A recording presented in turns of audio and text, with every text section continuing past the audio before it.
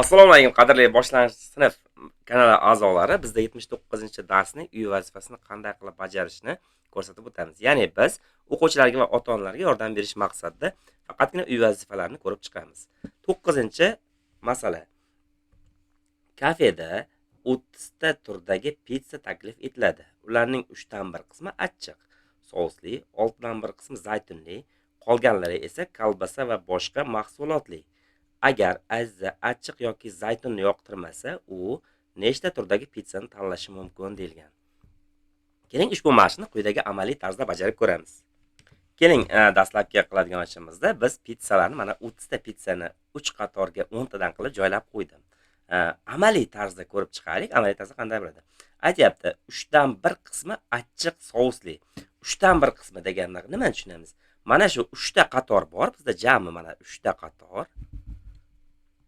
3 ta qator. Hop, mana shu qatordan bittasini tushunamiz. Ya'ni mana 3 ta qatordan bittasi mana bu qatorni deb olganmiz. Demak, bu joyda nechta bor? Hop, 10 tadan joylashtirib qo'yganim uchun 10 ta pitsa bor. Demak, yozishim mumkin. 10 ta achchiq sousli.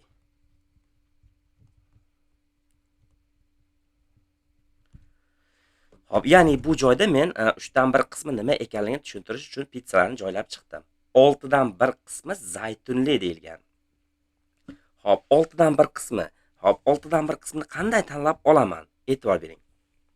Hop, mana shu pitsalarimizni 6 dan 1 qismini topish uchun 6 ta bo'lakka bo'lib olish kerak. Ya'ni mana shu qatorlarni 6 ta bo'lakka bo'lib olsam 5 ta chiqadi. Mana bu joylarga e'tibor bering, mana bu holatda. Mana bu 5 ta. Hop, endi mana bu holatda ham e'tibor berib qaraydigan bo'lsangiz. Mana bunday oladigan bo'lsak ham. Hop, hozir bu joyda bitta oshiqcha ketib qoldi. E'tibor berib turaylik.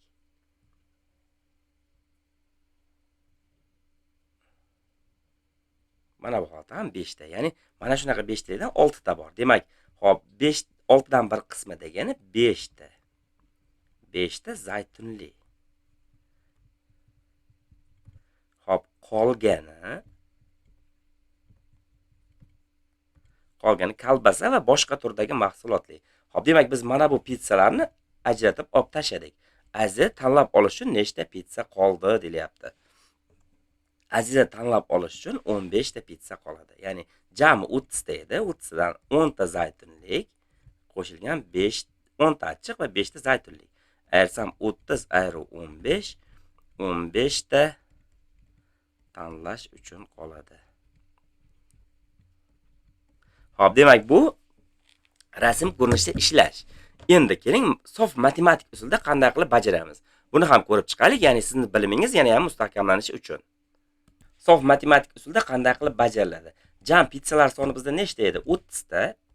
Hop, 30 tani qancha qismi achchiq sousli? 3 dan 1 qismi. 3 dan 1 qismi degani 30 tani 3 ga bo'lasiz va bittasini olasiz degan. Demak, bu 10 ta achchiq sousli. Va davomida aytyapti. Hop, 6 dan 1 qismi zaytunli. 6 dan 1 qismini topish uchun 30 ni 6 ga bo'lib yuborish kerak.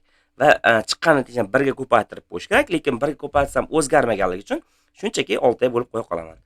5 ta zaytunli. Va masalamizda aytib qo'yganki, agar Aziza achchiq yoki zaytunni yoqtirmasa, nechta turdagi pitsani tanlashi mumkin degan. Aziza yoqtirmagan pitsalar soni nechta? 10 qo'shuv 5. 15 ta mana shu pitsani yoqtirmaydi Aziza. Demak, bu bizga kerakli bo'lgan ma'lumot. U endi mana shu pitsani yoqtirmasa, nechta pitsa tanlashi mumkin? Buni aniqlash uchun 30 dan 15 ni ayirib qo'yaman. Jami 30 ta edi, 15 tasini yoqtirmaydi, 15 ta qoldi. 15 ta hop, turdagi pitsani tanlashi mumkin.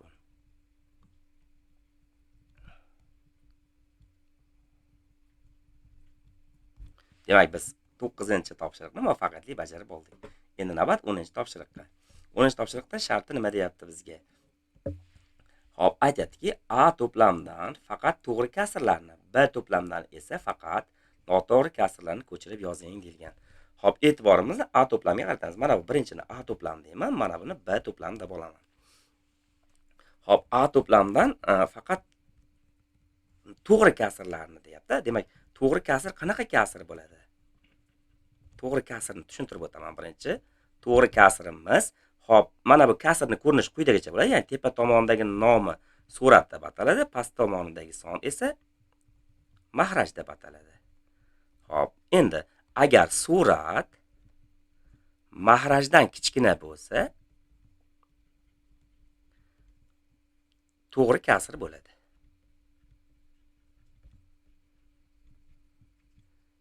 Kasr bo'ladi. Misol uchun nima deymiz? 1 taqsim 2 ni olishimiz mumkin. 3 taqsim 7, 10 taqsim 18 va hokazo. Mana bu kasrlar to'g'ri kasrlar. Endi aniq A to'plami ichidan mana shunday to'g'ri kasrlarni tanlab olamanman. Demak, 2 taqsim 3 olamiz, to'g'ri kasr. 44 taqsim 81. Demak, surat kichkina olamiz. Uni ham keyingisi qaysi? 5 taqsim 100 olamiz. Uni ham 12 taqsim 37. Uni ham olamiz va mana bu 10 taqsim 2 ni olmaymiz, chunki surat mahrajdan katta. 9 taqsim 2 ni ham olmaymiz. Sababi surat mahrajdan katta. Mana bu biz A to'plamidan faqat to'g'ri kasrlarni yozib chiqdi deymiz. Endi B to'plamini qarayman. Xo'p, B to'plamidan faqat noto'g'ri kasrlarni yozib chiqishimiz kerak. Keling, noto'g'ri kasr nimaligini biroz tushuntirib o'taman. Noto'g'ri kasr. Demak, noto'g'ri kasrda e'tibor bering. Yana o'sha holatni yozaman. Surat, tepa qismini surat deymiz, chiziqdan tepasini, chiziqdan pastini mahraj deb ataymiz. Hop, demak, surat bor-ku tepa qismidagi. Surat mahrajdan katta bo'lsa yoki mahrajga teng bo'lib qolsa, mana bu holat bo'lsa, noto'g'ri kasr bo'ladi.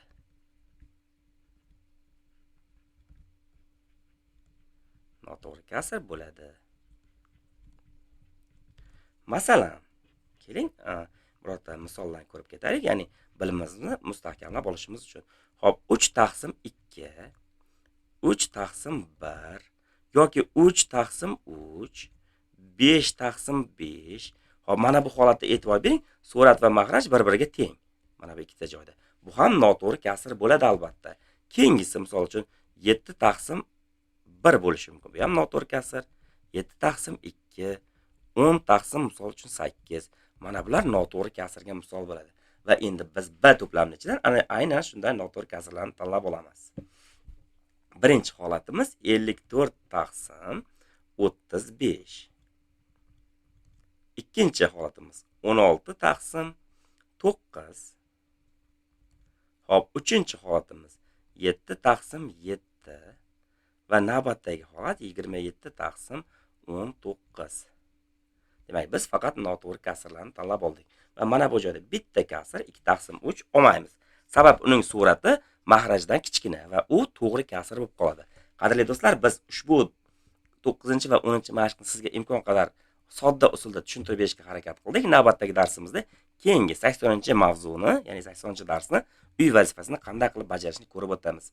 Agar darslarimiz sizga ma'qul bo'lgan bo'lsa, like tugmachasini bosing va kanalimizga obuna bo'ling. E'tiboringiz uchun rahmat.